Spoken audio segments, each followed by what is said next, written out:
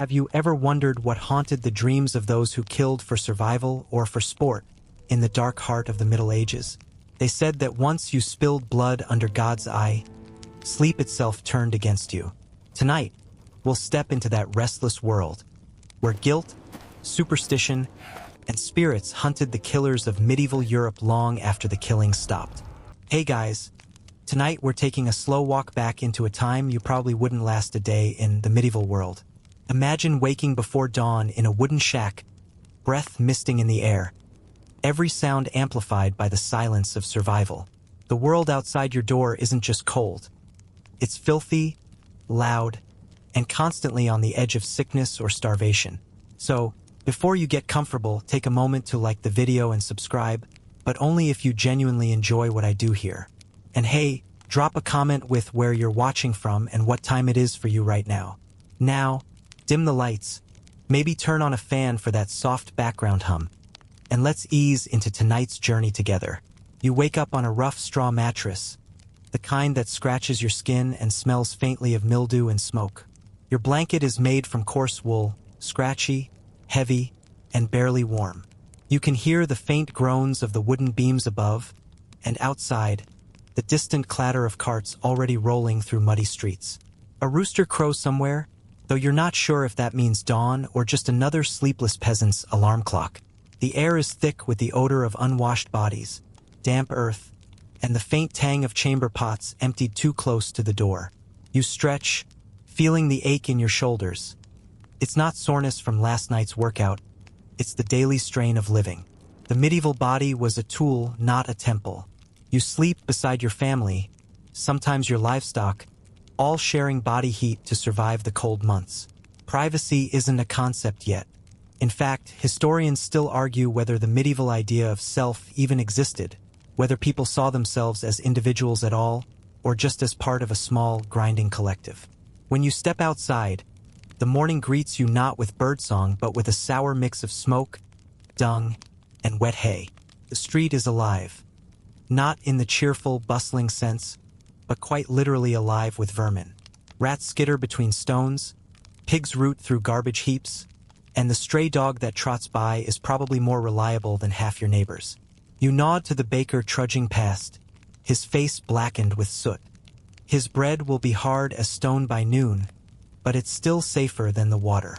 You trudge toward the communal well, bucket in hand. The wood creaks under the strain of the rope, and when the water rises, it's cloudy and greenish. You tell yourself it'll settle. It never really does. One sip too many of the wrong thing, and you're bedridden for a week. That's why most people drink ale, even for breakfast, weak beer that's safer than the water because boiling kills most of what's trying to kill you. Ironically, being a little buzzed might actually make medieval mornings bearable. As you walk back, you pass a group of women beating laundry by the stream, their hands red from the cold. One of them tells a joke about how her husband smells worse than the pigs, and everyone laughs, maybe a little too hard. Humor, after all, is one of the few things that doesn't rot. The village priest passes by, eyes scanning everyone with that mix of piety and quiet suspicion. The church knows everything, or at least it wants to, and in this world, that's nearly the same thing. You think about washing, but that's a rich person's hobby. A full bath is something you might do a few times a year if you're lucky. Maybe at midsummer, when the streams are warm and your neighbors are feeling charitable enough not to judge the smell. Medieval people weren't entirely ignorant of cleanliness.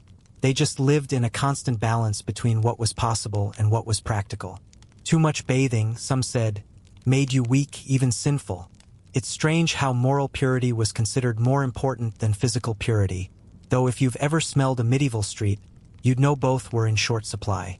Inside your hut, the hearth is barely smoking. You toss in a few damp twigs and coax the fire to life.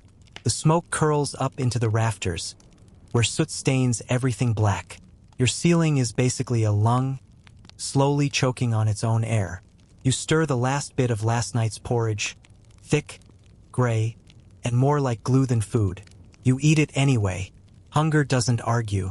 A chicken pecks at the doorway, and you shoo it away half-heartedly. It'll be tonight's dinner, maybe tomorrow's, assuming it doesn't escape first. You hear your neighbor shouting at his mule, followed by a slap and a curse. Violence isn't shocking here, it's punctuation. It's how people talk to the world when words don't help. The first bell from the distant church tower tolls. A dull, echoing reminder that time itself belongs to someone else. You can't afford a clock, and even if you could, what would be the point? The rhythm of your life is set by seasons, sunlight, and obligation. Historians still debate whether people in the Middle Ages even thought about time the way we do, whether they lived in a present so immediate that the future barely existed beyond the next harvest or the next prayer. You scratch your arm and notice a small sore that hasn't healed. Infection, in this world, is a coin toss with death. You think about the local healer, a woman who smells like herbs and suspicion. She might help you, or she might be accused of witchcraft next month. Either way, you can't afford her. So you spit on the wound, wrap it in cloth, and hope the saints are in a generous mood today. The sun creeps higher, casting a pale, golden light through the mist. It looks beautiful, almost holy if you squint. A world painted in smoke and dew. You pause for a second, leaning on your bucket, and for that brief moment it feels peaceful. Despite everything, there's still beauty here. The clatter of wooden wheels, the laughter of children chasing a stick, the creak of a door. It's all strangely alive. Brutal, yes, but alive. You glance toward the castle rising in the distance, its walls catching the morning light. That's where power sleeps, behind stone and steel, far from the stench and struggle of your world. But that's not your concern yet. For now, you've survived another night, and that's enough to count as victory. You take a slow breath, feeling the chill of the dawn slide down your throat. This is life. Hard, dirty, uncertain, and you're right in the middle of it. Tomorrow will bring work, hunger, and maybe a sermon about obedience. But for now, you have warmth, however fragile. And in the soft crackle of the fire, you can almost believe that this morning, at least, belongs to you. You stare at the chunk of bread in your hand, hard, brown, and roughly the size of your fist. It's not exactly breakfast as you know it. It's survival disguised as food. The crust is tough enough to chip a tooth, and the inside tastes faintly of smoke and grit. You dip it into your cup of small ale, watery beer brewed from leftovers, and the bread softens just enough to chew without breaking a molar. Congratulations, you've just eaten like a medieval peasant. Breakfast, in this world, isn't a leisurely ritual. There's no coffee, no milk, no eggs sizzling in butter. If you're lucky, you get that crust of bread and maybe a spoon of porridge or leftover stew from last night. The rich fare no better, though in a different way. Their tables are piled high with meats drenched in spices to cover the taste of decay. Historians still argue whether medieval meat was truly rotten or simply aged in ways our modern stomachs can't handle. Either way, your nose would know the difference. You glance toward the manor house on the hill, where smoke from the kitchen chimney curls into the gray morning sky. That's where your lord dines. His bread is white, sifted flour that only the wealthy can afford.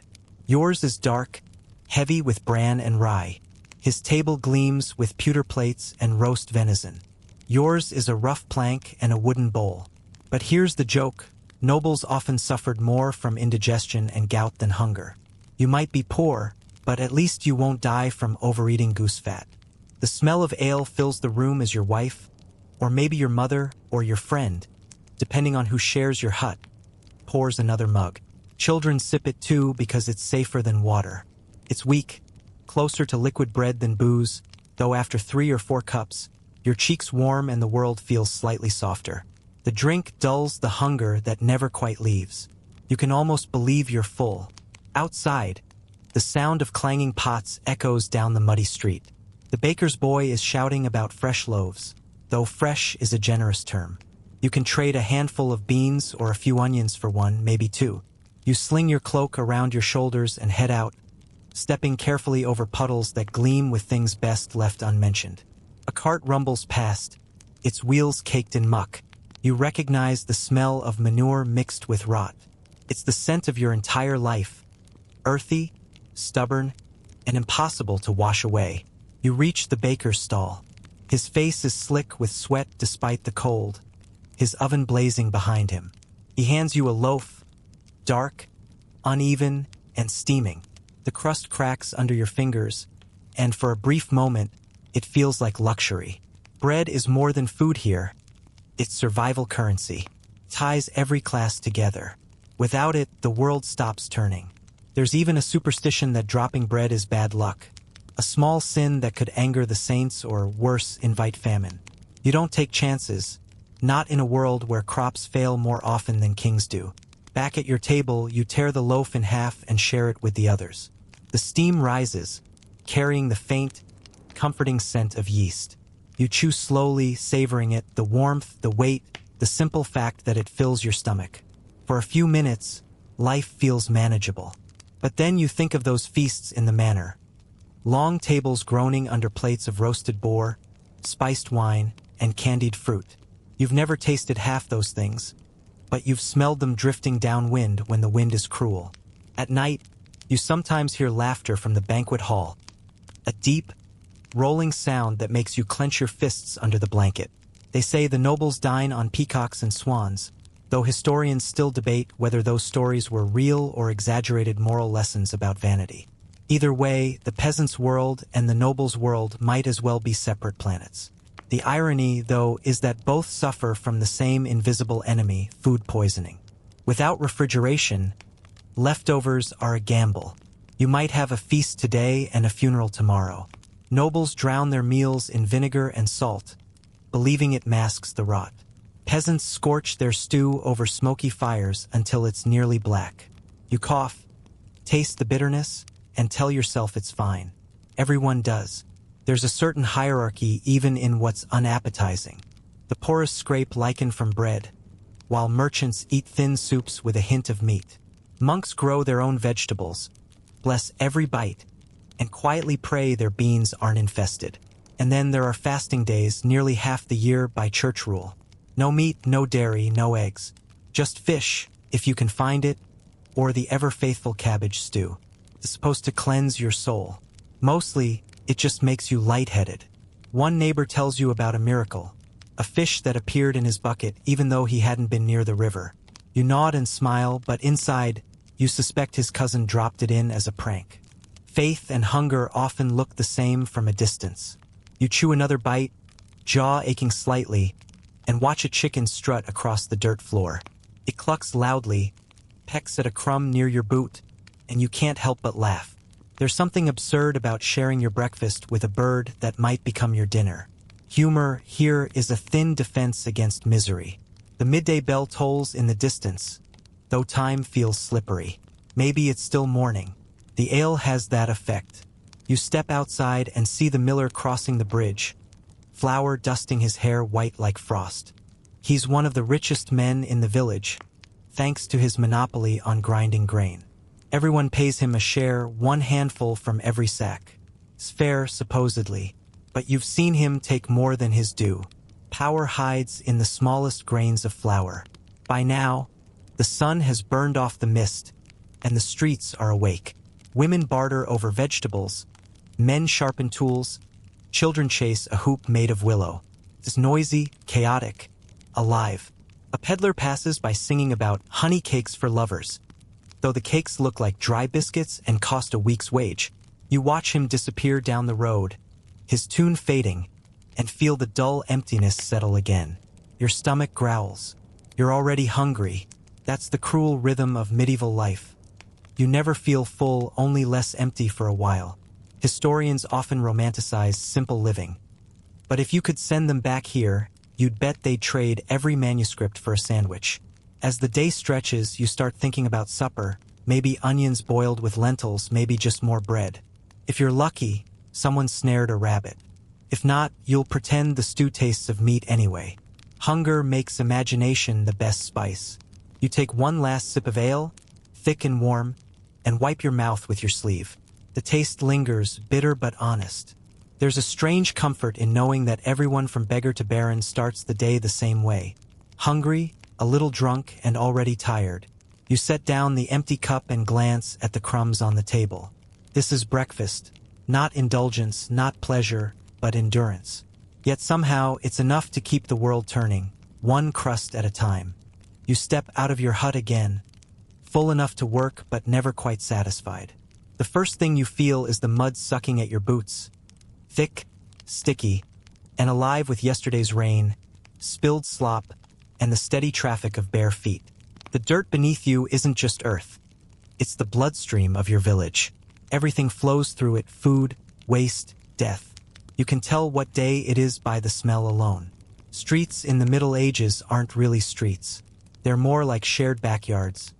Narrow, uneven, and so packed with filth that even the rats sometimes hesitate. You watch a woman toss the contents of her chamber pot out the window, shouting the traditional warning, "Guard low," though you don't speak French, and it wouldn't matter if you did. The splash lands just short of your boots. You sigh. That's your morning blessing. You keep walking.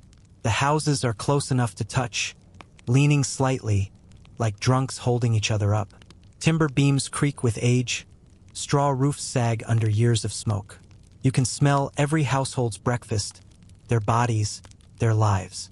The air is a soup of odors: rotting vegetables, burning tallow, dung, fish, wet dog, and the faint sweetness of bread that somehow makes it worse. Historians still argue whether people actually didn't notice the smell, or if they just accepted it as inevitable. Either way, your nose never gets used to it. You dodge a cart rolling past, the driver swearing as one will sink deep into a puddle. The ox groans and strains, mud splattering up your leg. You wipe it off without thinking. Dirt is constant, a companion you stop fighting after a while. It fills your fingernails, coats your clothes, and sticks to your skin like an extra layer. You'll go to bed tonight still wearing it. At the corner, a beggar sits with a wooden bowl, his hands trembling. You drop a crumb of bread inside. Not because you can spare it, but because you understand. He thanks you in a rasping voice, eyes milky with age. The smell hits first. Old wounds that never healed. Fabric that hasn't been washed in years.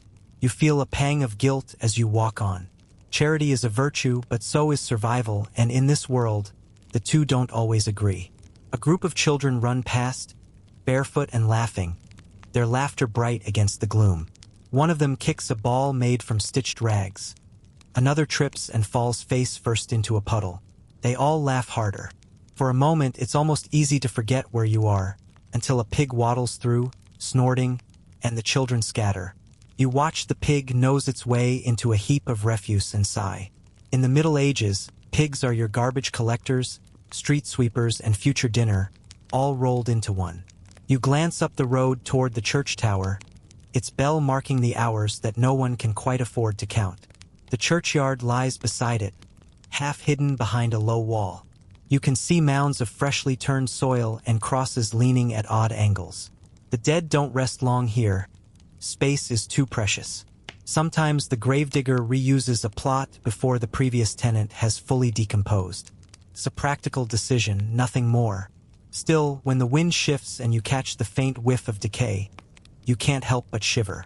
The dirt path takes you past the butcher stall. If butcher is the right word for a man hacking meat on a slab of wood crawling with flies.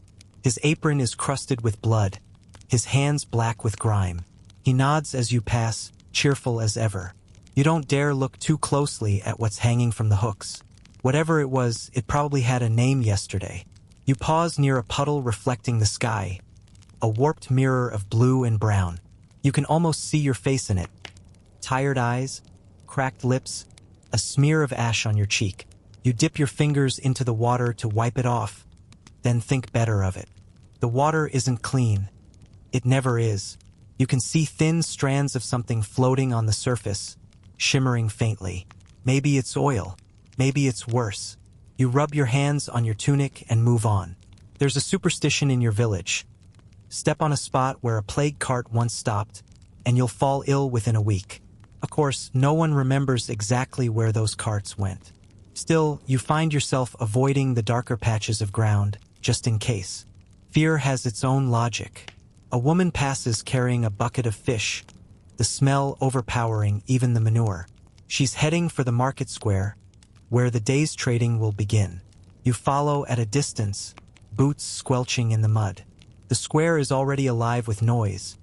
Traders shouting, chickens flapping, dogs barking. It's chaos in every direction. Yet somehow it works.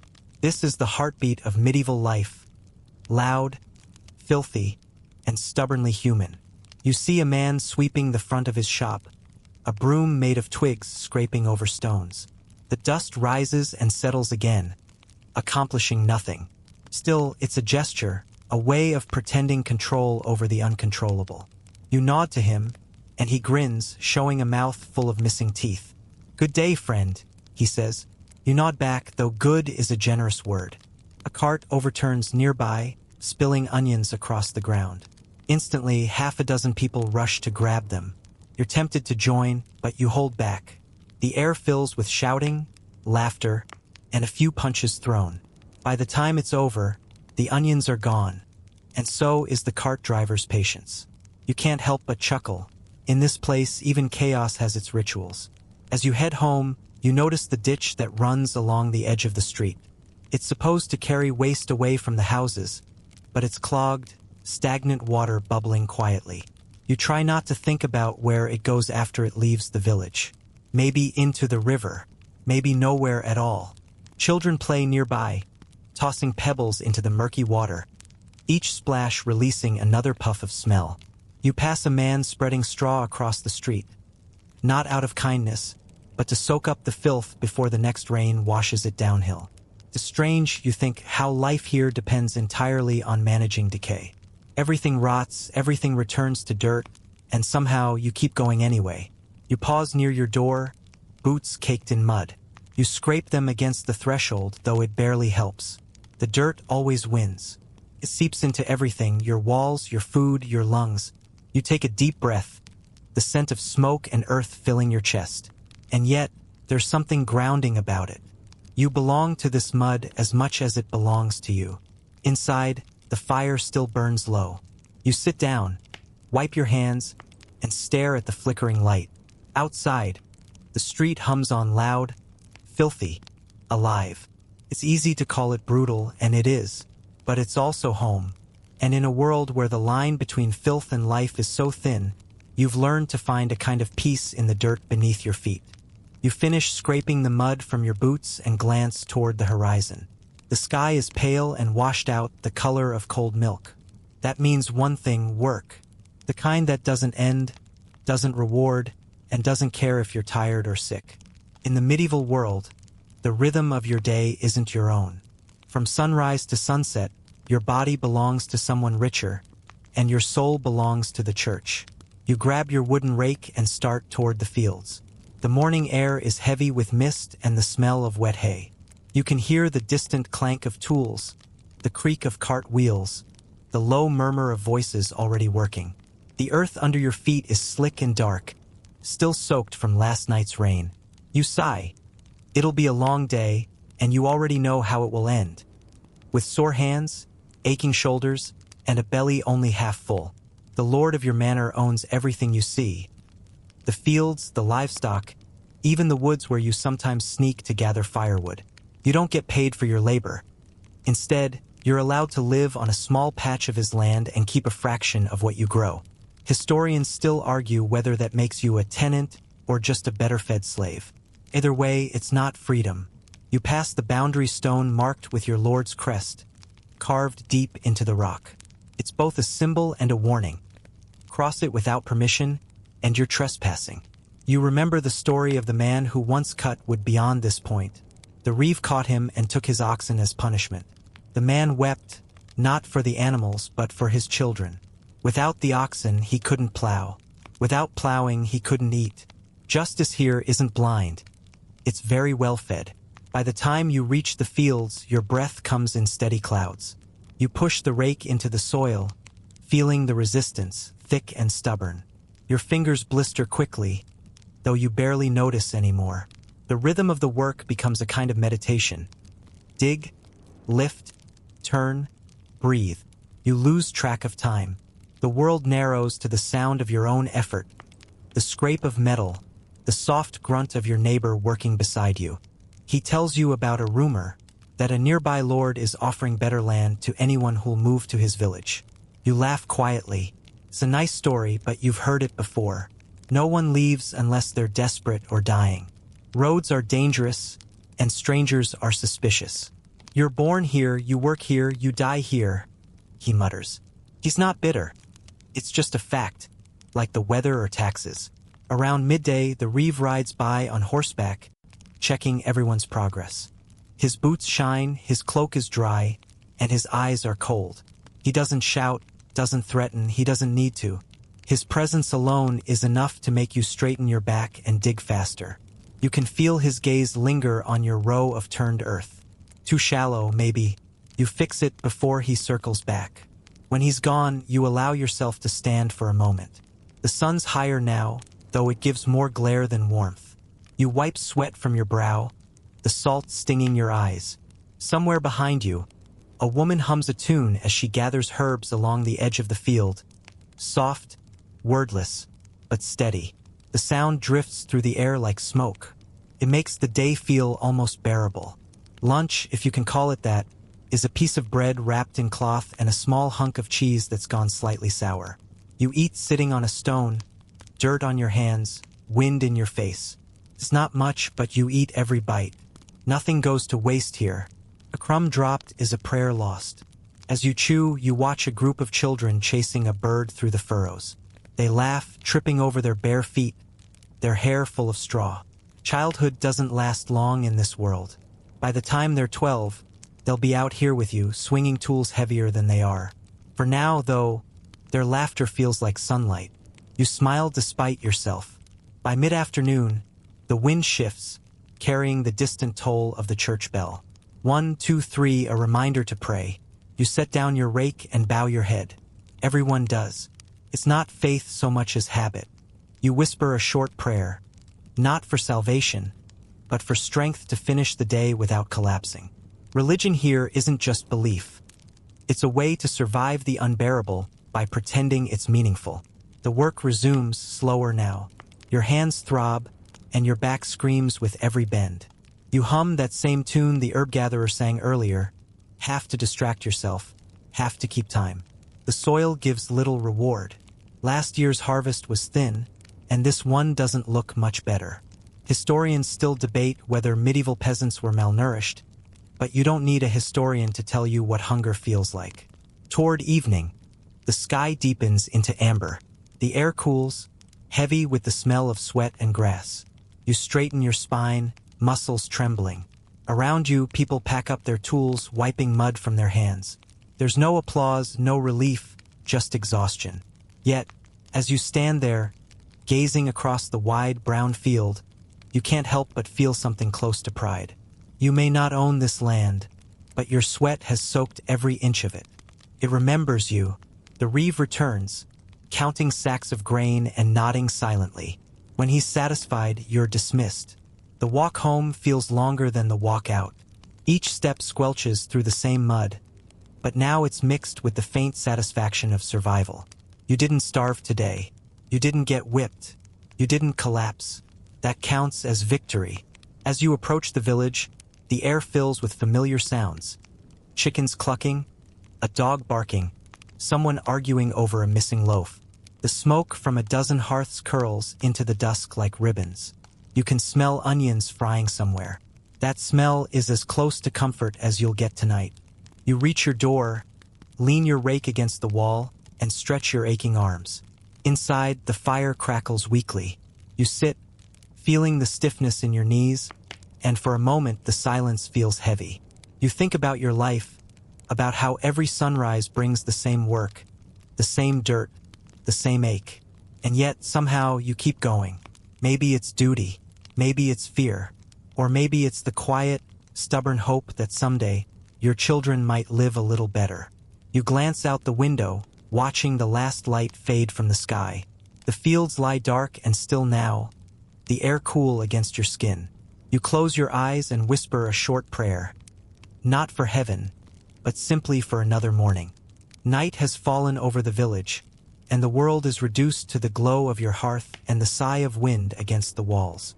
Outside, everything is swallowed by darkness. Not the comfortable kind we know today, softened by streetlights or the faint hum of a city. This darkness is complete, ancient, alive. It presses against your window like something that wants to come in. You sit close to the fire, the only light in your small hut. Its orange glow dances across the uneven wooden beams, the flicker shaping shadows that look almost human.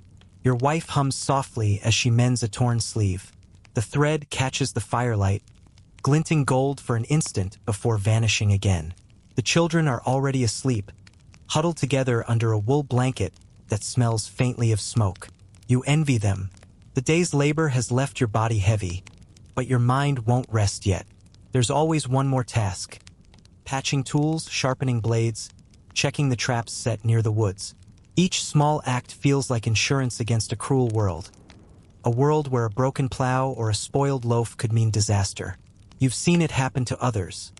The slow unraveling of fortune that ends in hunger and hollow cheeks. The fire pops. A log shifts. The room smells of pine, resin, and sweat. You stretch your hands toward the warmth, feeling the rough calluses catch the light. They tell your story better than any book could. These hands have planted and harvested, bled and healed, worked through rain and frost.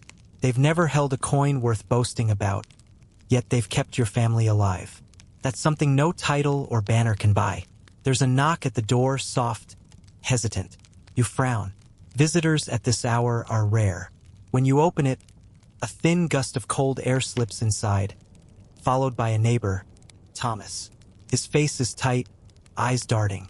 "A cow's gone missing," he whispers. "From the Abbey's pasture."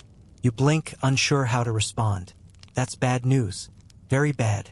The Abbey's animals are sacred property, and anyone accused of theft could be flogged, or worse. "I heard the Reeves looking for someone to blame," Thomas adds, glancing nervously toward the fields. His breath steams in the chill. He says tracks lead toward our side of the stream. You feel your stomach tighten. You've never stolen anything, not even wood without permission. But the truth doesn't matter much in these parts. Justice isn't about guilt. It's about convenience. You light a small tallow candle and step outside with him. The village lies silent except for the soft bleating of distant sheep and the occasional bark of a dog. The moon is thin tonight, more shadow than light. Together you walk toward the stream, boots crunching on frost-hardened ground. Near the water you see the tracks Thomas mentioned, deep, uneven prints already blurring under the dew. They could belong to anyone, but that won't stop the Reeve. He needs someone to punish to keep order. Fear is the glue that holds this fragile world together. Thomas mutters a prayer. You join him quietly. The two of you stand there, breathing in the cold, waiting for a sign. None comes. Finally, you turn back toward the village. There's nothing to do but hope the Reeve finds another scapegoat before dawn.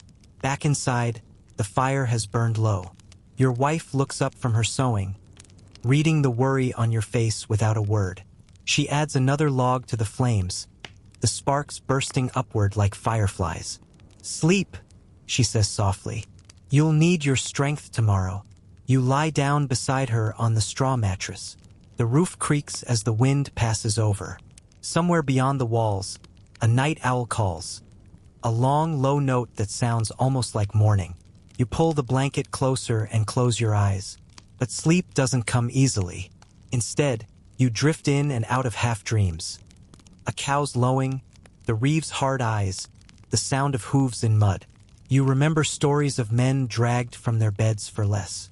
Guilt, innocence, they blur in the dark. What matters is survival. You promise yourself that if the Reeve comes tomorrow, you'll keep your head down and your answers short. At some point, exhaustion wins. The world fades to black, and your last thought before sinking into sleep is a simple prayer. Let the morning come without trouble. It does, but the trouble arrives not long after.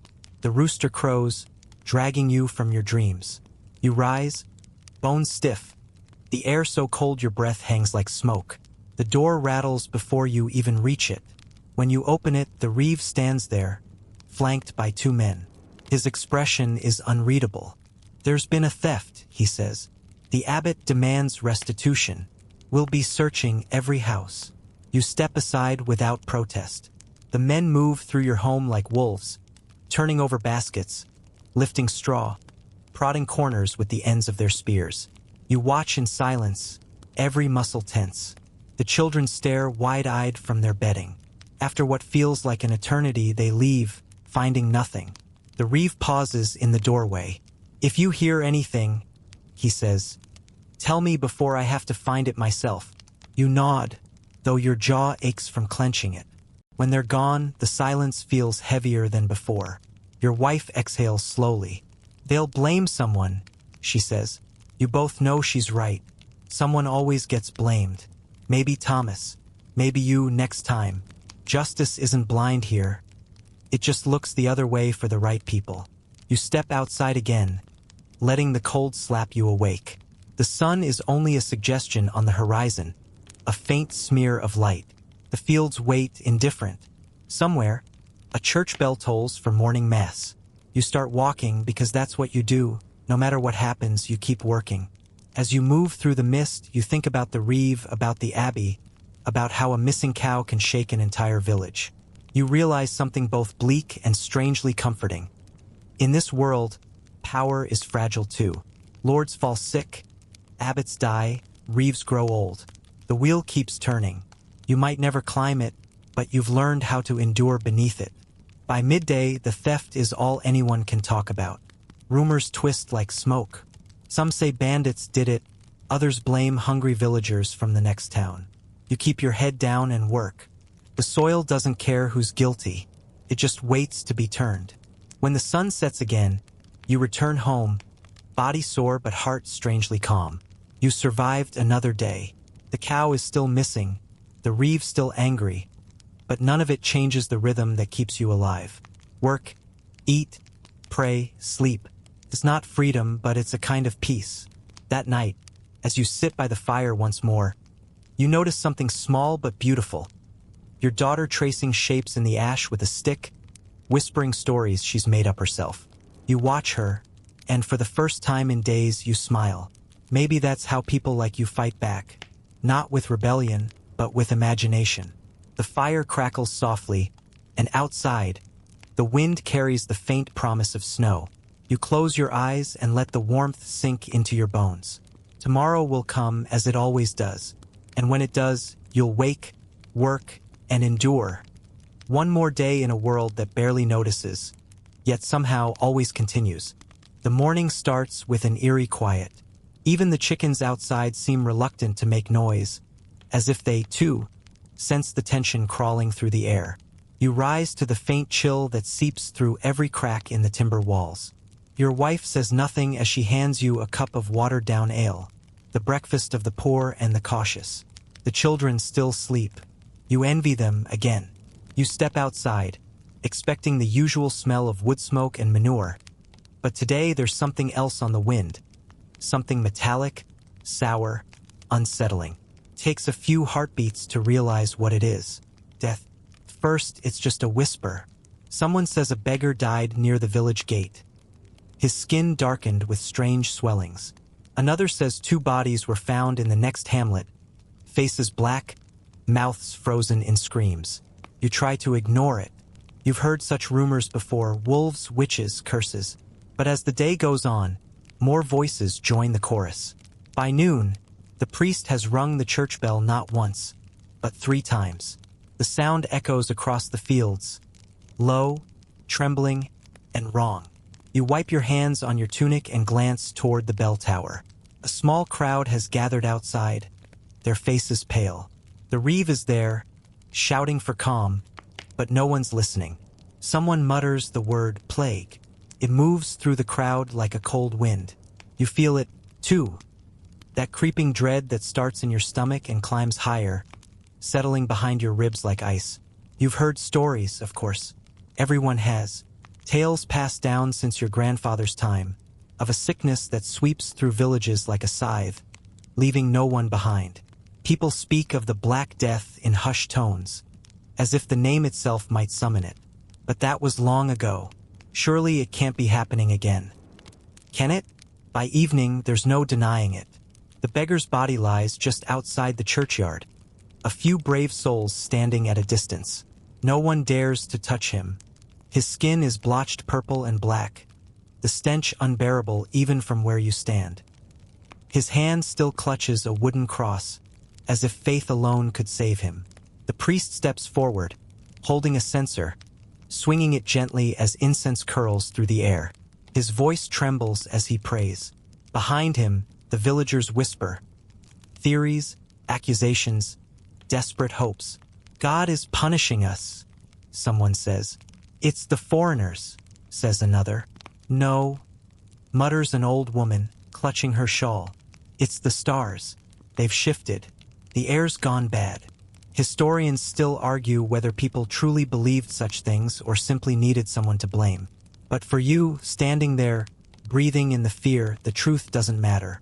What matters is survival. The Reeve orders the body buried at once, but no one volunteers. Finally, two men from the church step forward, their faces pale beneath their hoods. They wrap the corpse in an old blanket and drag it away, trying not to touch the skin. You can hear the muffled thud of the shovel hitting frozen earth long after they disappear behind the hill. That night, you can't sleep.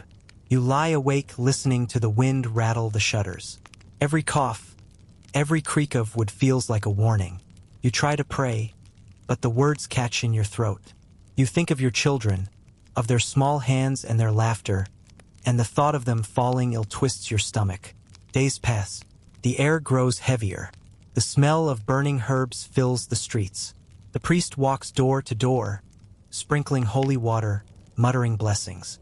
The wealthier families hang garlic and rosemary in their windows. You do the same, though deep down you know it's useless. Then, one morning, Thomas's wife collapses in the field. You hear her scream before you see her, a sound so raw it cuts through the fog. You and Thomas rush to her side. Her face is flushed red, her breathing shallow. There's a swelling on her neck the size of a plum. Thomas looks at you, eyes wide with terror. "What do I do?" he whispers. You have no answer. That night, she's dead. The next morning, Thomas himself is feverish. By sunset, the Reeve orders his house sealed. The panic spreads faster than the sickness. People stop talking to one another, stop touching, stop sharing food. The market stands empty. The church bell tolls so often you start to hate the sound of it. Each ring means another neighbor gone. You begin to notice how still the world has become. No laughter from the children, no gossip from the women at the well. Just silence and the distant toll of death. You spend your days chopping wood. Not because you need it, but because the rhythm keeps your thoughts at bay. Chop, breathe, swing. Chop, breathe, swing. At night, smoke rises from the hills, funeral pyres. The smell of it drifts for miles, thick and cloying. You wonder if the smoke carries the sickness, if you should shut your windows. But the heat is unbearable inside, and the air tastes stale. Then one morning, as you fetch water from the well, you see something that makes your heart stop. A procession, half a dozen men in long black robes, faces hidden behind white-beaked masks. The plague doctors. You've heard of them, though you've never seen one up close. They move like ghosts, the beaks filled with herbs, the robes stiff with wax. One of them stops near you. He doesn't speak, only gestures toward the next house. You realize it's where the baker's family lives. He enters without hesitation. Moments later, a scream bursts out, then silence. You feel your knees weaken. The doctor emerges again, shaking his head. The baker's wife follows, crying quietly. You turn away, unable to watch. Your hands tremble as you lift the bucket from the well. The rope creaks, the water splashes, and you think, absurdly, how beautiful the ripples look in the morning light. You carry the water home. Inside, your wife meets your eyes. Neither of you speaks. You both know the same thing. The plague is here, and all you can do is wait. That night, you light the candle at your bedside and watch the flames sway. You think of the stories your grandmother told, how some prayed and lived, others hid and still died. Historians still argue whether prayer helped or luck or nothing at all. But as the wind hums through the cracks in the wall, you decide you'll do both. Pray and hide. Days turn into weeks. The plague burns through your village like fire through dry grass. Houses are boarded shut. Dogs roam freely, desperate for food. The Reeve is gone, vanished one night, perhaps fleeing, perhaps taken. Even the priest stops ringing the bell. The silence that follows feels endless. You keep your family inside, rationing what little food you have left. Sometimes, you hear footsteps outside, a knock that never repeats. You don't open the door. You can't. Then, one morning, the air feels different, cleaner, lighter. You step outside and realize the fires have stopped. The smell of decay is fading. You see a bird land on the fence post, tilting its head at you as if to ask where everyone went. You don't know what to feel. Relief, perhaps, or guilt. You've survived, but half your village hasn't.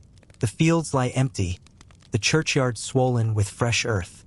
You close your eyes, whisper a prayer, and for the first time in months, you hear something like peace. Fragile, uncertain, but real. The smell of smoke lingers long after the worst of it passes. The fields are quiet again, too quiet. You walk through what used to be the heart of the village, past shuttered homes and overgrown paths. Every few steps, a crow startles from a roof beam, flapping off into the gray morning. The air is heavy with a strange stillness, as if the world itself is holding its breath. The plague may have faded, but it has left ghosts behind. Ghosts you can't see but always feel. The baker's house stands empty, the door still barred from the night his family fell ill. The sound of your boots on the dirt road seems too loud, too alive. You start avoiding eye contact with the few people you still see. Survival has turned everyone into shadows of themselves. But people can't stop needing things. And when the living are desperate, they turn to anyone who promises help. That's when the healers come back, the ones who claim they can purge the sickness or draw out the evil humors. At first, you want to believe them. You have to, because what else is there? The priest's prayers didn't stop the plague. The reeve's orders didn't protect anyone.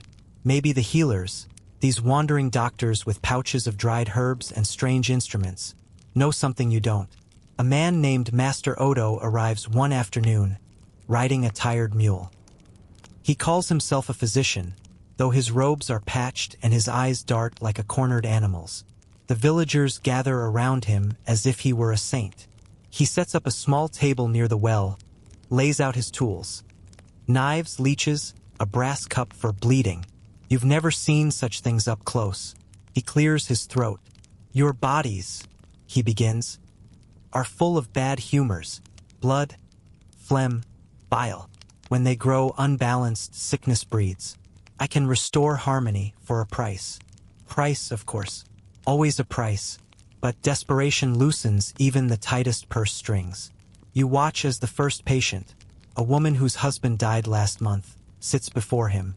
He presses her wrist, hums softly, then announces, "Too much black bile." He slices her forearm and lets the blood drip into the brass cup. She winces but doesn't protest. When it's done, he pours her a spoonful of bitter tonic. "You'll feel weak tonight," he says, "but better by morning." You return home uneasy.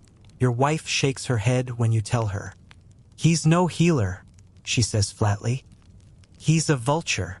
She's probably right. Still, when your youngest starts coughing 2 days later, you find yourself standing in line before Master Odo anyway.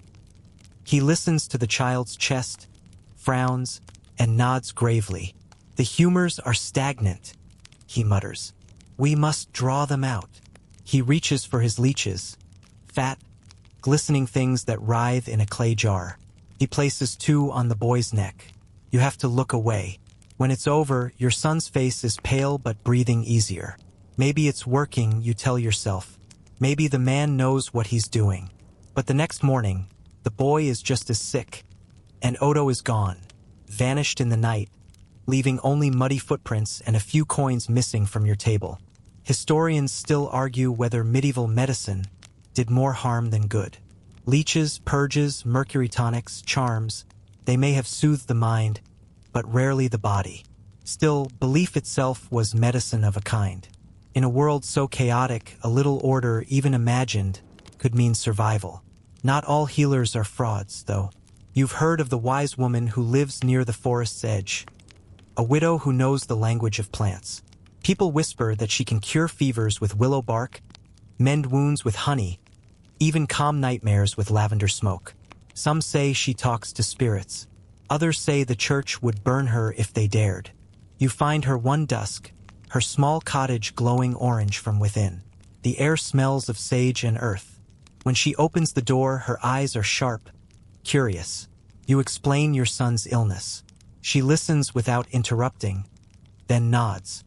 "He's not dying," she says. "He's tired. The air here is wrong. Too damp." She hands you a bundle of herbs tied with twine. "Hang these near his bed. Boil the rest and make him drink the water." You thank her, though part of you wonders if it's witchcraft. She laughs softly, as if reading your thoughts. Witchcraft is what people call what they don't understand. "Go now. The boy needs rest." You do as she says. That night, your son finally sleeps through till dawn. You wake to the sound of his soft breathing and feel something you haven't felt in months. Relief. Still, you don't tell anyone where you've been.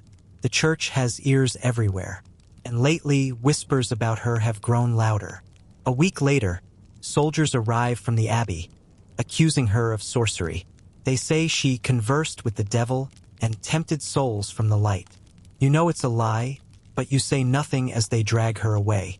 You don't even open your door. You just hold your son close and pray they never come for you. The next morning, the air smells faintly of ash. They burned her at the edge of the forest. You walk there after sunset when no one's watching. The ground is still warm. A few blackened herbs cling to the soil, their scent strangely sweet. You kneel, close your eyes, and whisper a thank you to the wind. Medicine, you realize, isn't always about science. It's about hope, the thin thread that keeps you moving when reason says stop. When you return home, your wife asks what's wrong. You shake your head. "Nothing," you say, though your throat feels tight. She gives you a knowing look but doesn't press. Some truths are safer unspoken. As the months pass, the village begins to breathe again. The church holds a mass of thanksgiving. The fields are sown anew. People laugh cautiously, as if afraid to tempt fate. The plague, the quacks, the burnings, all of it begins to fade into story. But you remember, sometimes, when your son runs through the fields, healthy and laughing, you smell sage on the wind and think of the woman who saved him. You wonder if she knew she'd die for her kindness, and whether she'd do it again anyway. Historians still argue whether medieval faith and medicine were enemies or twins, each clinging to mystery to make sense of pain. But you know the truth. Both were just different prayers to the same indifferent sky. You look up at that sky now, wide and pale, and feel something like peace. The world is cruel, yes, but every now and then, it surprises you with mercy. As the day drew its final breath, the castle settled into a hush that felt older than stone itself. The sky blushed with the faintest pink, then melted into deep indigo. Shadows stretched long over the courtyard, twisting through arches and along cold flagstones worn smooth by centuries of feet. Somewhere in the great hall, a servant extinguished the last of the rushlights, their faint smoke curling upward like whispers vanishing into memory. Outside, the wind stirred the banners that hung from the ramparts, carrying with it the scent of rain and hearth smoke from the village below. The castle, so lively at dawn with the shuffle of guards and chatter of kitchens, now exhaled slowly, heavily, as if even its stones were weary from holding the weight of so many years. Inside the keep, torches flickered along the narrow corridors. The light pooled across suits of armor that gleamed faintly, their visors closed tight, frozen in perpetual watch. The air was cool, touched by the faint tang of iron and wax. A single servant, an old man with bent shoulders, made his way through the passage with a small oil lamp. He paused before a doorway, adjusting the wick. The door creaked softly, revealing a small chamber with tapestries that told stories no one remembered clearly anymore. Tales of battles long finished, of kings whose bones had turned to dust beneath the chapel floor. He placed the lamp on the table beside a simple wooden chest, then turned toward the narrow window. Outside, twilight deepened, and a low mist began to gather around the moat. It clung to the water, pale and ghost-like, as though the castle floated upon a dream. The servant stood there for a moment, breathing in the stillness. He had done this every night for as long as he could recall, though he no longer remembered when the habit had started or why. Below, in the courtyard, the blacksmith's hammer fell silent.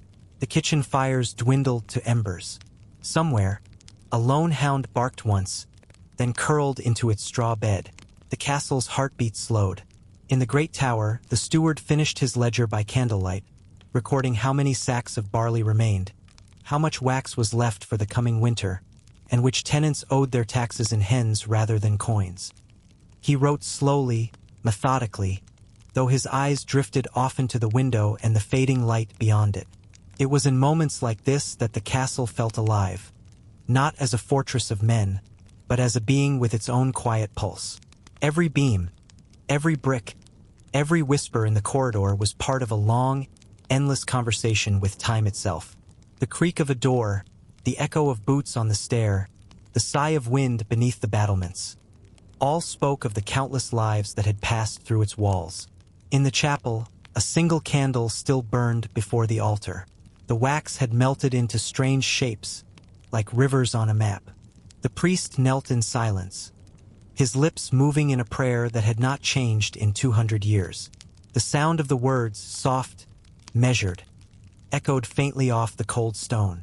Above him, the stained glass windows glowed faintly from the last traces of day. Blues, reds, and golds shimmered against the walls, casting halos that flickered as the candle's flame trembled. He paused, listening. From far off, perhaps from the watchtower, came the faint clang of a bell, 8 times. The hour of rest. The priest crossed himself and rose. He snuffed out the candle with a breath. Darkness swallowed the chapel. Outside, the courtyard was now veiled in full night. The moon hung above the ramparts, pale and distant, casting the towers in silver.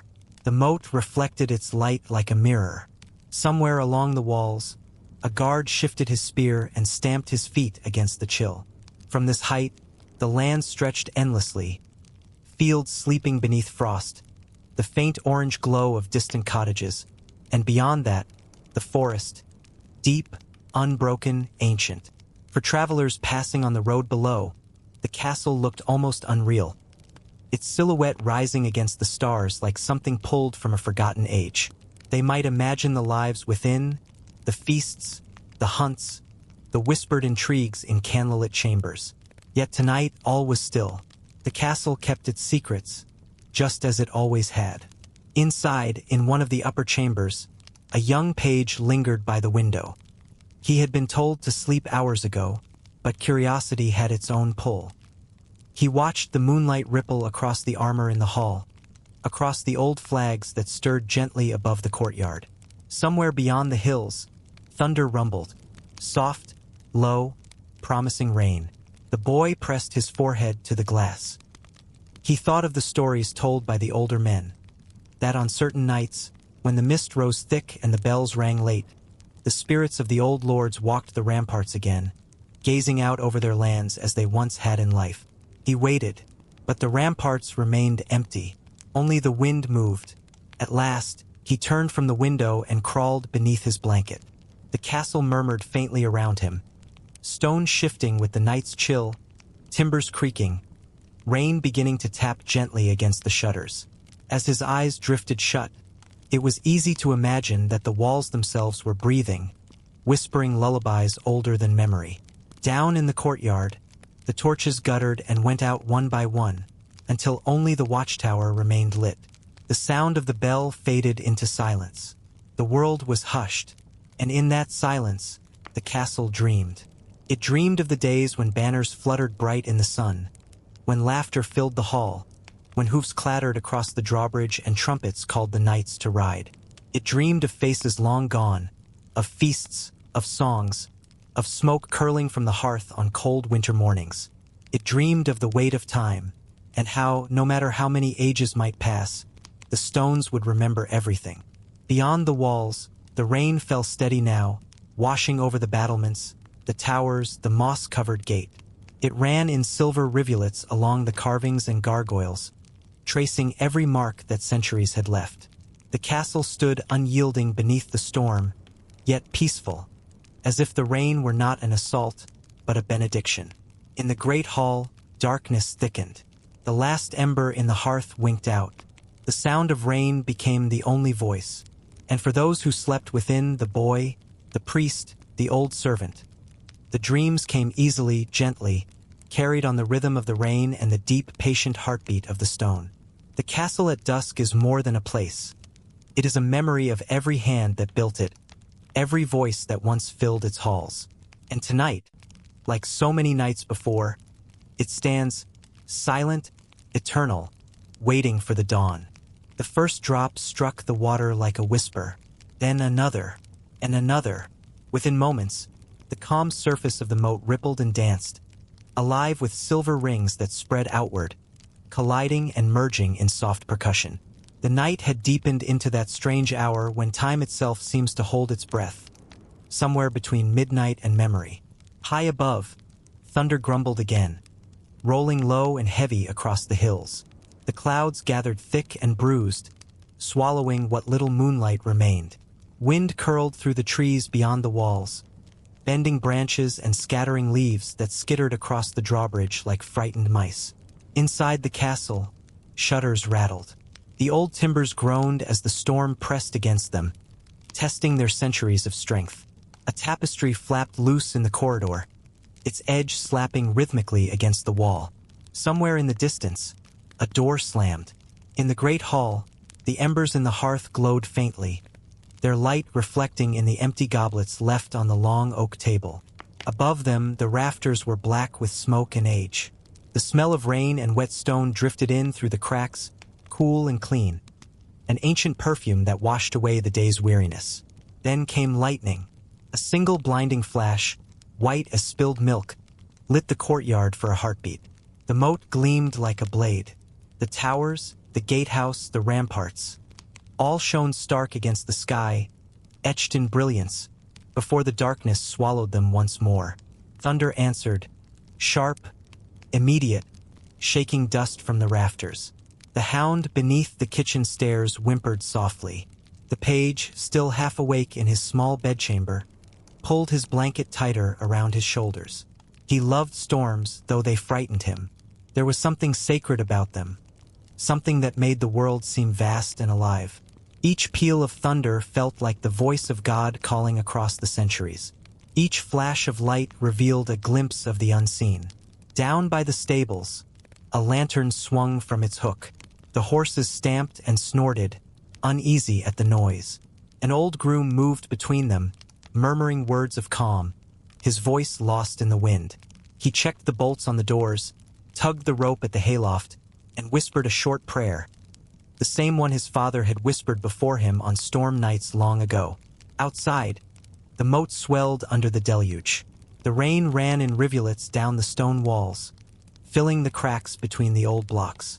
The water lapped higher against the drawbridge, where moss grew thick and slippery. Beyond the gate, the forest was nothing but darkness and sound. The hiss of rain, the boom of wind through the branches, and the faint call of an owl braving the storm.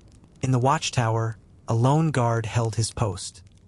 His torch hissed in the damp air, the flame sputtering each time the wind found its way through the arrow slits.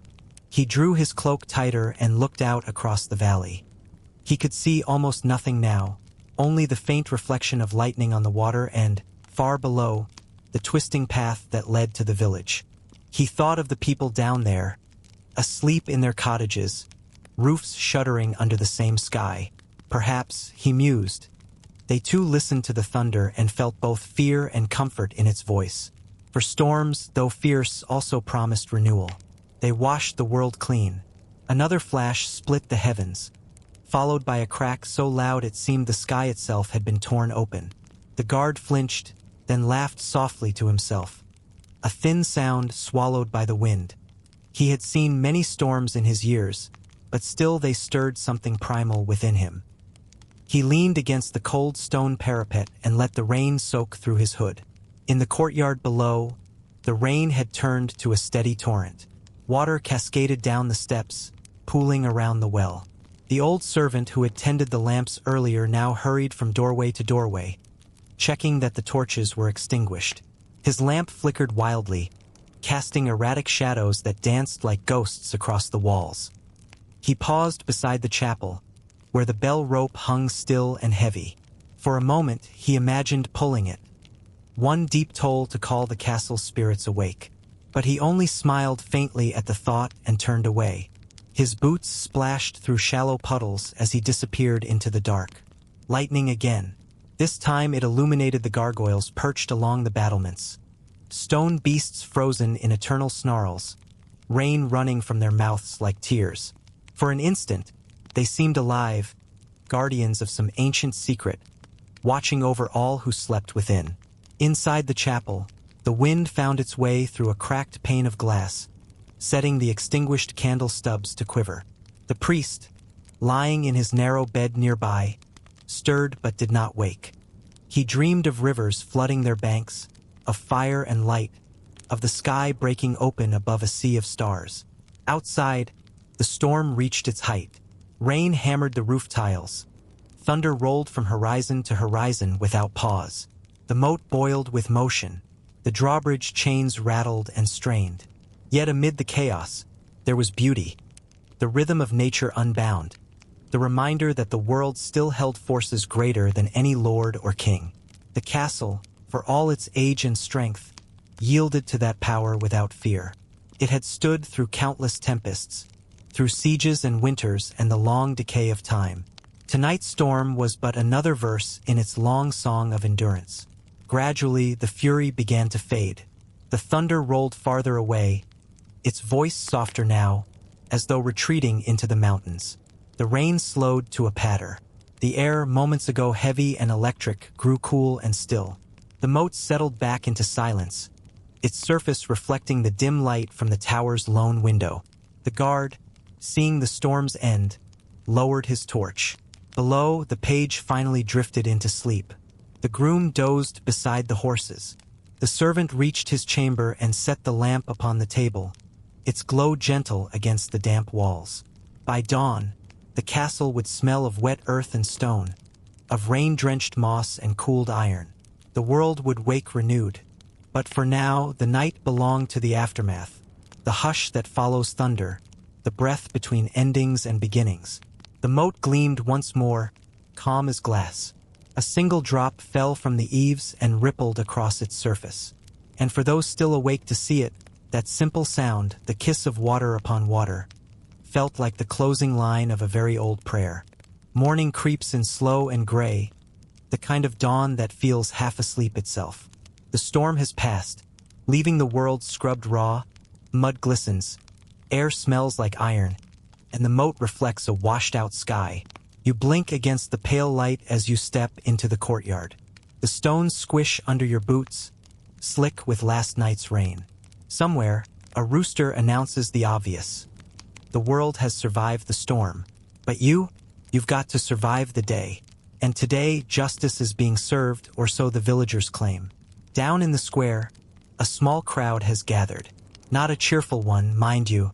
People clutch their cloaks close, muttering in low voices, all drawn by the same grim magnet.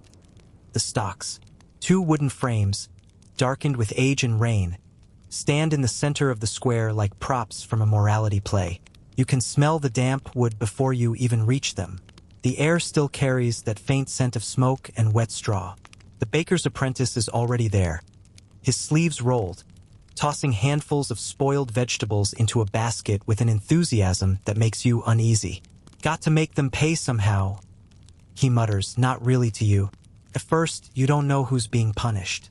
Then you see a man and a woman, heads and hands trapped in the rough holes of the stocks. Their faces are blotched red from cold, their hair plastered to their cheeks. The man coughs. The woman flinches. They've been there since dawn. Their crime? Blasphemy, someone whispers. Or maybe gossip. Or maybe they just crossed the wrong steward on the wrong day. In medieval justice, the difference hardly matters. See, the law back then wasn't a system of logic, it was theater. A public show designed to restore order, which really meant reminding everyone who held power. Punishment wasn't about guilt or innocence. It was about spectacle. The crowd had to see that something or someone was being controlled. A monk stands nearby, reading from a scroll. His voice is thin, half lost in the morning air. that others may learn to fear the wages of sin. People nod solemnly, though most aren't really listening. They're watching. They always watch. Children toss bits of mud. Someone laughs. The woman in the stocks squeezes her eyes shut and says nothing. You almost admire her silence. It's defiance in its own small way. The man beside her mutters something under his breath. A prayer or a curse. You can't tell which. The local constable clears his throat, pretending to look important. His leather cap gleams with rainwater. In truth, he's little more than a messenger of the manor lord, part peacekeeper, part bully. You can tell by the way he carries himself, puffed up like a rooster who's forgotten it's still muddy out. The bell rings once from the chapel. It's meant to mark the beginning of daily mass, but here in the square, it feels like a cue. The first vegetable flies through the air and bursts against the man's shoulder with a wet smack. Someone cheers. You glance around. No one seems horrified. This is routine. People treat it like weather, unpleasant but expected. Even children, clutching their mother's skirts, stare with open fascination. It's education in its own twisted way. Historians still argue whether this kind of punishment actually worked. Some say it kept order, that fear of humiliation curbed petty crimes. Others believe it simply hardened the public, turning empathy into sport. Either way, it shaped a world where justice meant pain, and mercy was just another rumor. A cart creaks by, its driver refusing to meet anyone's eyes. You follow it with your gaze and catch sight of another form of punishment nearby. A wooden pillory, this one empty. You imagine what it must feel like. The pressure on your neck, the ache in your back, the hours of waiting, unable to scratch your face or shield your eyes from the sun. The smell of rotten eggs, laughter cutting through your pride. Justice, medieval style, wasn't about comfort. It was about reminding you where you stood. And if the stocks were for humiliation, the gallows were for closure. Everyone in this village knows that too well. Last month, a thief was hanged for stealing a loaf of bread. No one remembers his name. They remember, instead, the way his body swung gently in the wind afterward, a warning painted against the dawn. The woman in the stocks shifts, groaning quietly. Her fingers are white from cold.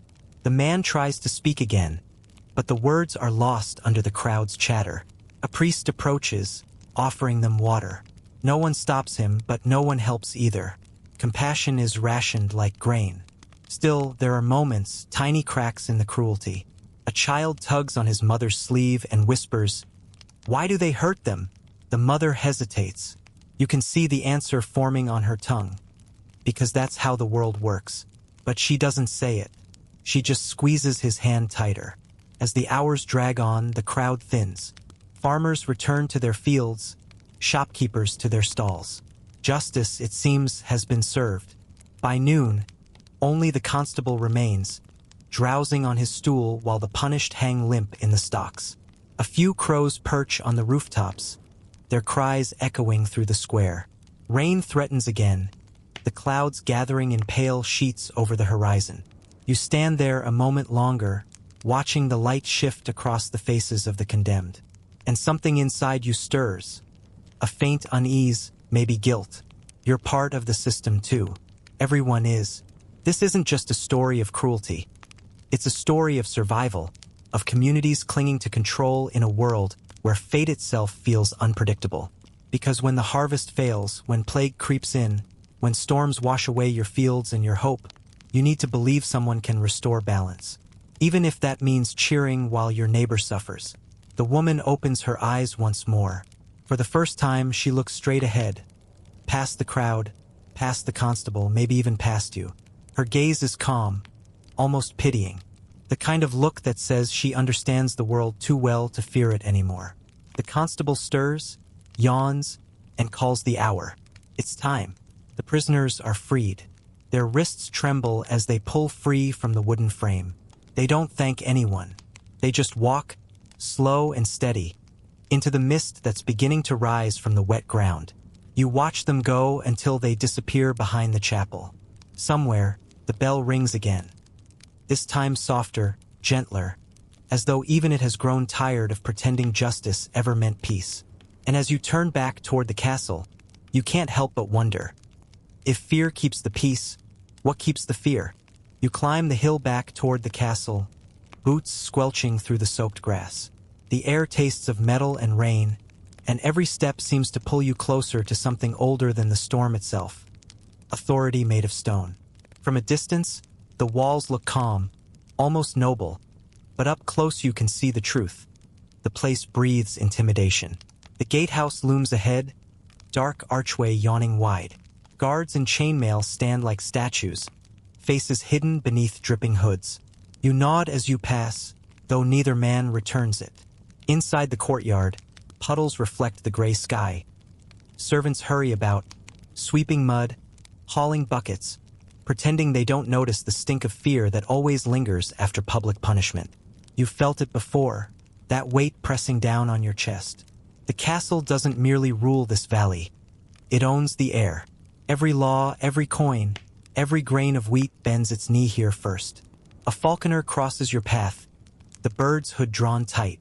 The raptor shifts, feathers rustling, sensing tension even its master ignores. Nearby, a boy empties the night soil cart into a trench behind the kitchens. Steam rises where waste meets rainwater, a bitter reminder that grandeur is built on someone else's labor. Inside, the main hall glitters with candlelight. A tapestry of battle stretches across the far wall, knights on horseback trampling nameless enemies. The Lord himself sits at the high table, draped in velvet the color of dried blood. He doesn't see you, not really. His gaze sweeps past, fixed on something only power can perceive, itself. A servant whispers near the dais, head bowed. You catch a fragment, talk of taxes due, of a farmer's complaint, of fines for tardy harvests. The Lord waves a jeweled hand, dismissing it all. Tell them, he murmurs, that loyalty is measured in coin.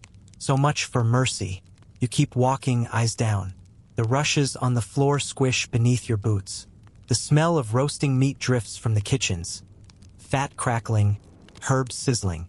Nobles laugh nearby, cups clinking, their laughter sharp as cut glass. It's a strange contrast. Feasting within walls that echo with the memory of hunger just beyond. Historians still argue whether medieval nobles truly believed they were chosen by God or simply acted as though they were. The difference, of course, hardly mattered to those who starved outside their gates. You pause beside a window slit. Outside, the valley spreads below. Tiny figures moving through mist, smoke curling from chimneys. The people look peaceful from up here, like ants that don't know they're watched. Maybe that's how the Lord prefers it. The castle's view is a God's eye one, and from such height, empathy shrinks. Behind you, a minstrel begins to play. The lute's notes are soft, melancholy, echoing through the rafters. He sings of loyalty and glory, of knights defending honor, of the land's great protector seated above them all. The irony isn't lost on you. Even the songs here bend their knees to hierarchy. The melody lingers as you make your way to the kitchens, drawn by warmth. Here, life feels more human. Cooks shout over bubbling pots, dogs scavenge for scraps, and someone hums under their breath. The air is thick with smoke and sweat and something close to laughter. This, you realize, is where the real heart of the castle beats. Not in the hall of velvet and pride, but here, among those who keep the fire alive. A scullery maid passes you a crust of bread. "You look like you need it," she says, grinning. You take it with a nod. For a moment, the day feels lighter. You joke about surviving both storms and lords. She laughs, eyes bright, and mutters, "Storms are kinder." There's truth in her tone that no historian could improve. As evening gathers, the castle changes. Servants light torches along the walls, their flames flickering in the damp air. The halls glow gold and amber.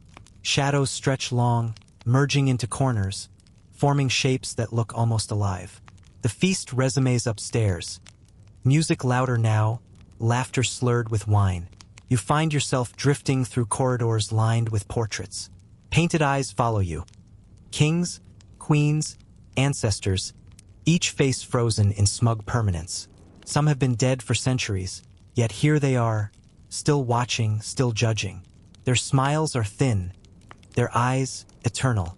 You wonder how many lives were traded for each frame. A servant passes, carrying a silver platter. Another follows with jugs of ale. The smell of spilled drink trails behind them, sweet and heavy. Somewhere beyond, you hear a sharp cry. Someone scolded, maybe struck. It fades quickly, replaced by polite laughter. Power doesn't shout. It whispers, then smiles. In a side chamber, you notice the steward counting coins by candlelight. He moves them like a priest moving prayer beads, each coin a small absolution. He doesn't look up when you enter. The rhythm of wealth is holy work. The Lord may command the land, but it's men like this who feed its hunger. Historians still debate whether medieval economics were acts of faith or fear. Perhaps both. Gold was stability in a world of famine, plague, and unpredictable gods. To hold it was to feel safe for a moment longer. You step outside again. Night has settled, soft but restless. The moon hides behind thin clouds, and the air hums with the echo of distant revelry. From the highest tower, torchlight flickers, a signal, perhaps, or just vanity. Down below, near the outer wall, servants gather around a small fire, sharing stories in low voices. You wander closer, drawn by their laughter. One man tells a tale of a ghost that haunts the Lord's treasury, a miserly spirit who counts coins all night, unable to rest. The others chuckle, shaking their heads. If that's true, one woman says, then no ghost will ever leave this place. You smile. You believe her. The fire pops, sending sparks into the dark. For a heartbeat, they resemble stars. You watch them fade, and something within you settles. This, too, is the castle, the part unseen from the banners or the battlements. The warmth shared quietly, the humanity flickering under oppression. A bell tolls from above, deep and slow, marking the late hour. Servants rise, dusting off their clothes. Back to the shadows, someone jokes. The fire's last ember glows, then dies. The courtyard grows quiet. You look up once more at the towers silhouetted against the cloudy sky. The castle stands silent, vast, indifferent. But in that indifference lies the strange comfort of continuity. The same stones that witnessed cruelty also sheltered laughter. The same halls that echoed commands also held lullabies. You turn toward your chamber, steps echoing softly in the corridor. The air smells faintly of smoke and bread and candle wax. Familiar, almost soothing. You know that tomorrow, life will continue under the same shadow. But for tonight, at least, the walls are quiet. And as you lie down, the thought drifts through your mind. Maybe history isn't just built by those in power, but by those who manage to dream beneath it. You wake before dawn, your body aching from the straw mattress that's long since given up on comfort. Outside, the world is tinted silver with frost. You can see your breath, and even your blanket feels like paper armor against the cold. Winter has arrived in full force, and unlike in the cozy pictures of ye olde Christmas, this season isn't filled with feasts and laughter. It's a months-long trial of endurance. You rise because you have to, not because you want to. The livestock need tending, the fire needs feeding, and the morning chores can't be put off for warmth's sake. The first sound you hear is coughing. Everyone's coughing. The smoky air inside the house, trapped by shuttered windows and damp wood, clings to the lungs. There's no such thing as fresh air. Even the straw on the floor smells faintly of mold. You stretch your legs, crack your back, and light the hearth, watching the flames struggle before catching. The moment it does, there's a brief flicker of relief. You've beaten the darkness again, for now. You glance at the family's food stores, and the sight makes your stomach tighten. A few onions, some barley, a sack of turnips starting to rot. If you're lucky, there's a wheel of cheese wrapped in cloth and guarded like treasure. Meat is a luxury reserved for the few, and fish, though abundant in theory, are harder to catch when the rivers are half frozen. People in winter prayed for Lent to come quickly. It meant fewer expectations of meat, more excuses to make do with gruel. The days blur together in a pale, smoky haze. You patch your boots with old leather scraps, melt snow for water, and check the roof for leaks. The thatch drips steadily when the snow above melts, and you plug the holes with moss and straw, muttering that it'll have to do. There's no concept of hygge, no romantic fireplace glow, just smoke, damp, and the gnawing sense that one bad week could end it all. Outside, the village seems half asleep. The blacksmith's forge is silent, the mill frozen. Even gossip slows down this time of year. The old folks huddle by the fire, muttering prayers for spring. Children chase each other indoors, too cold to go outside for long. Every morning feels the same. The brittle crunch of frost underfoot, the gray horizon, and the long wait for the sun to rise higher. You remember last winter, when the food ran out in February and you boiled bark to stretch the soup. When someone's cow died and the entire village secretly thanked the misfortune, because it meant meat, even if only for a day or two. Historians still argue whether medieval peasants were resilient or simply resigned, but either way, they survived by refusing to give up on routine. You did what needed to be done because the alternative was worse. As the day stretches on, you find yourself at the communal oven. It's one of the few places that feels alive in winter. The smell of baking bread, dense, dark loaves made from rye and whatever filler grain is available, draws people in. You swap gossip while waiting your turn. Someone mentions a rumor of wolves near the woods. Someone else talks about the Lord raising taxes again. You laugh not because it's funny, but because laughter feels like defiance. At night, when the light fades too early and the fire burns low, the mind starts playing tricks. You listen to the wind outside and imagine it's whispering through the trees, carrying ghosts or spirits. The superstitions feel closer in winter, like the darkness presses against the walls, testing for cracks. People leave bits of bread for the house spirits, or mutter charms before bed. Rational thought gives way to the quiet dread that maybe, just maybe, the dark really does watch back. You wrap yourself tighter in the blanket, trying to find warmth in your own breath. The world beyond your cottage feels distant, unreachable. Every sound outside, a creaking door, a shifting tree branch, feels amplified. You wonder how anyone could ever find this romantic. The medieval winter isn't cozy. It's a test of patience, faith, and sheer willpower. And still, you can't help but find a strange beauty in the stillness. The stars are sharper, the silence deeper. There's a sense that the earth itself is asleep, waiting for you to endure until it wakes again. By late February, you start to notice the first hints of change. The days grow longer by a few heartbeats. The snow melts in patches, revealing soggy ground beneath. You almost cry when you spot a single green sprout pushing through the mud. You know it's too early, it'll probably die in the next frost, but it doesn't matter. Hope, fragile as it is, feels like sunlight on your face. Winter doesn't end all at once. It drags, reluctant, like a tired beast. But eventually the chill softens. The air smells different. Birds return. And when the first true thaw comes, you step outside and stretch like someone waking from a long, grim dream. You've made it. Somehow. Again. You smile at the absurdity of it all. You think about how people centuries from now will romanticize this life. Imagine it as simple and pure. You'd laugh if your teeth weren't chattering. The first warmth of spring feels like a trick. You don't trust it. After months of gray skies and frozen mornings, a patch of blue overhead feels almost suspicious. You step outside, breathe in, and for the first time in what feels like forever, the air doesn't bite. The fields still look half dead. Muddy, uneven, littered with the ghosts of last year's crops. But you can sense life underneath, waiting.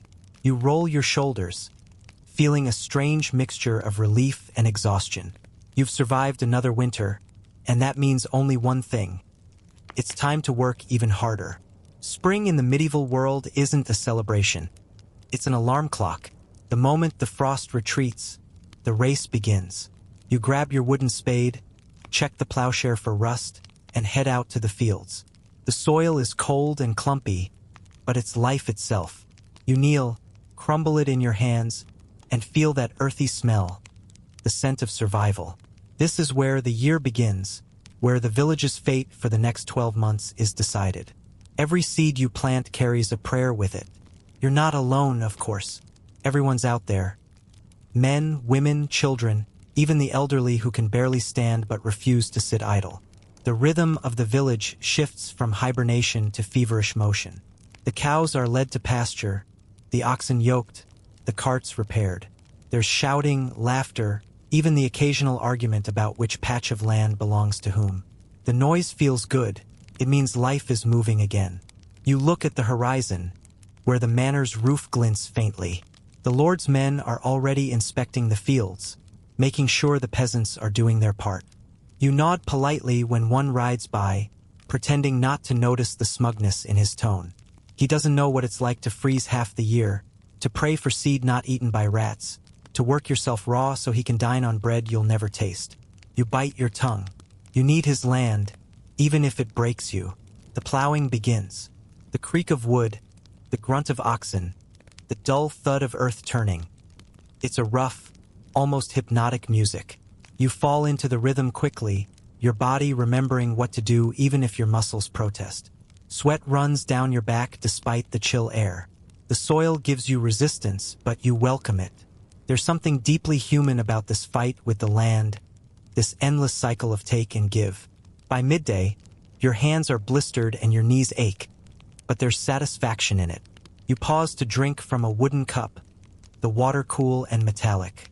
Someone nearby cracks a joke about last year's poor harvest, and you all laugh.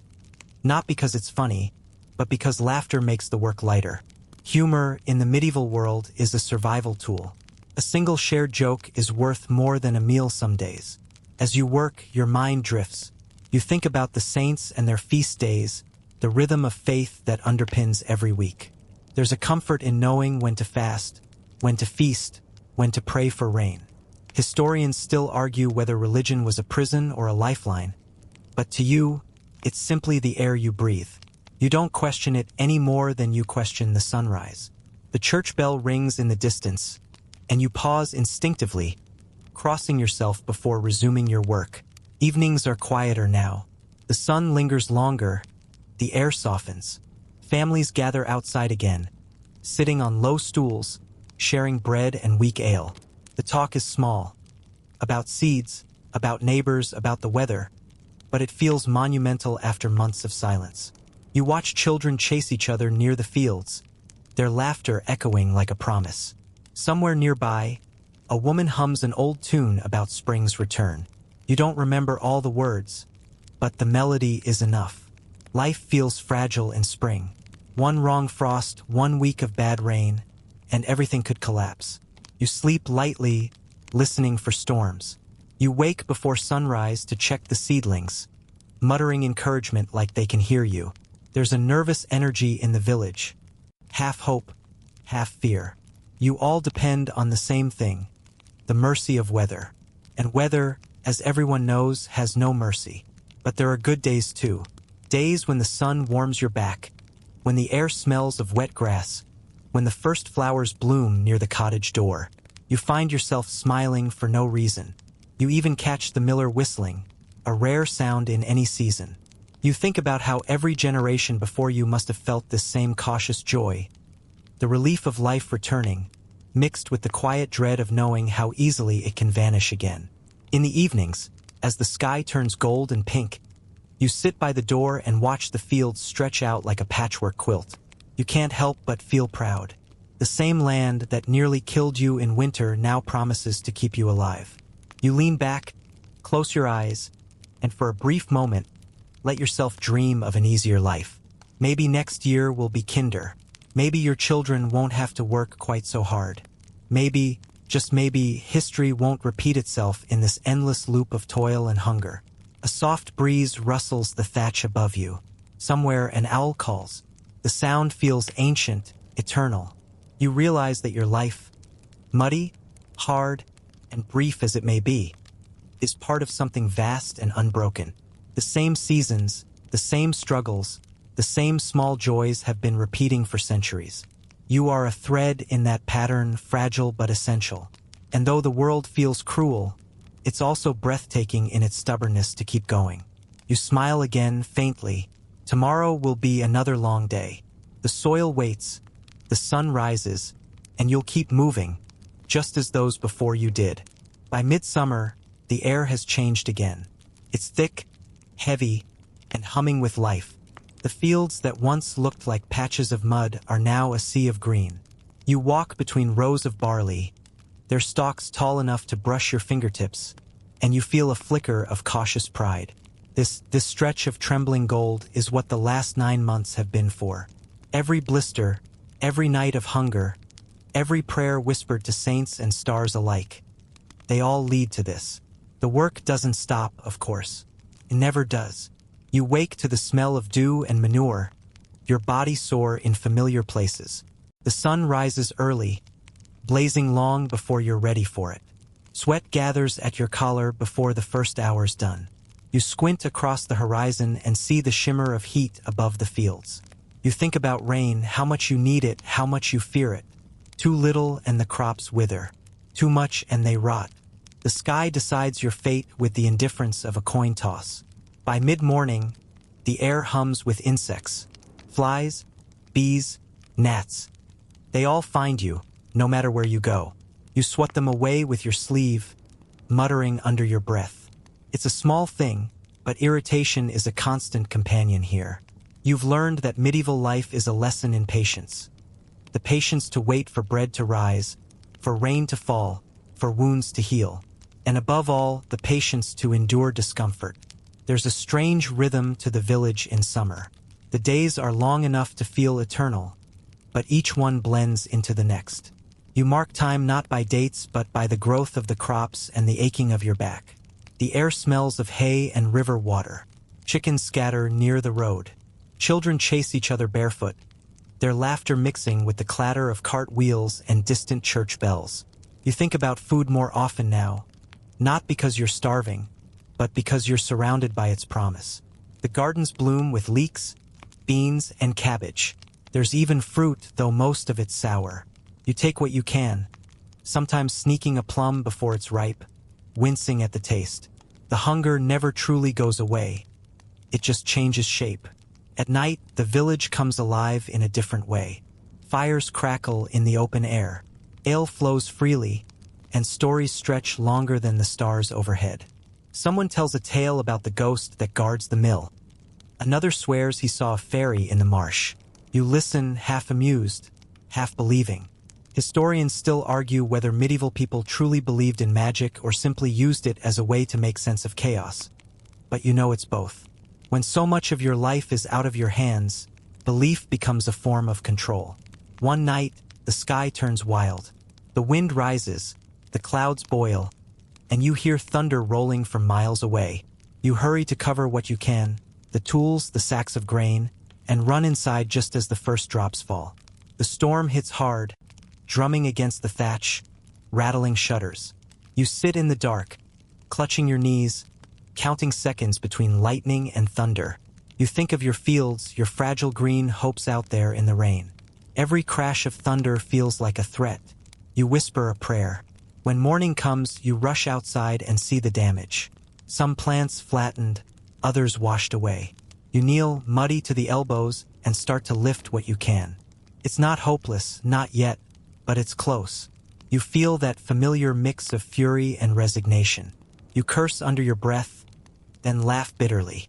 It's almost funny how nature never seems to get tired of testing you.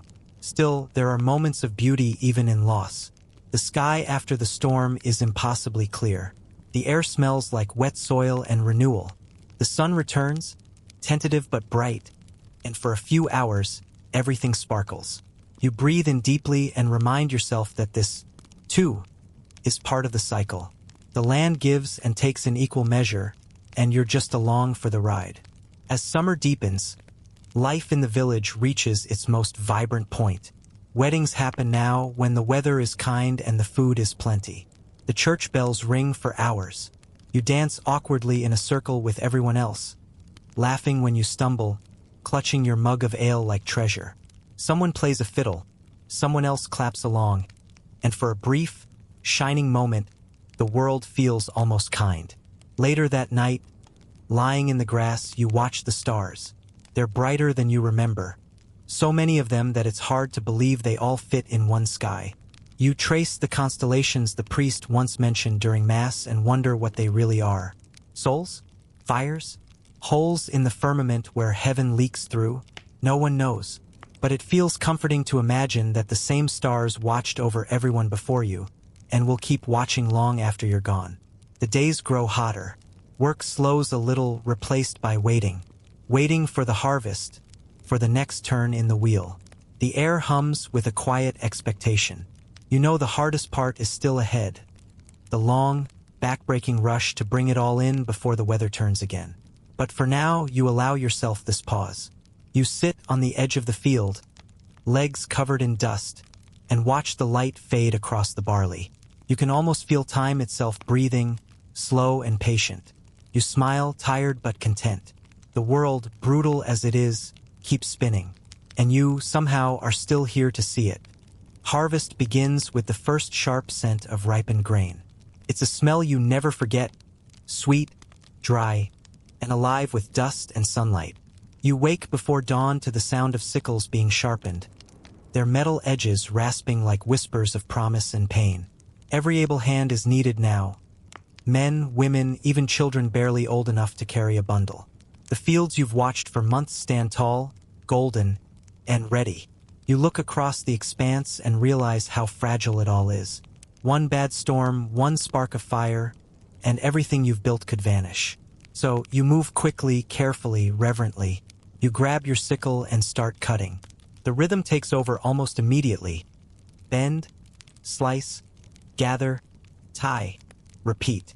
It's hypnotic, even peaceful, until your back starts to ache and your hands blister anew. Sweat drips from your brow, but you don't stop. The grain must come in before the weather changes.